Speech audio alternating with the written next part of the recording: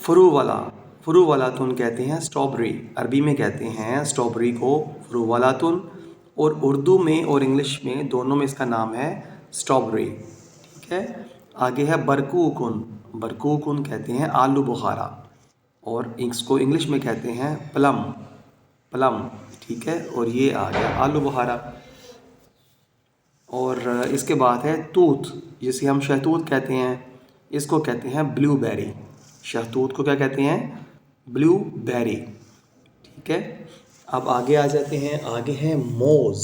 Moz, Moz कहते हैं केले को, यानी कि बनाना, ये केला यानी कि बनाना।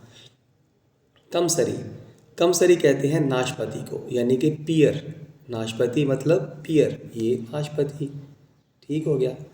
आगे है मांजू, मांजू कहते हैं आम को, यानी कि मैंगो, ये देखिए।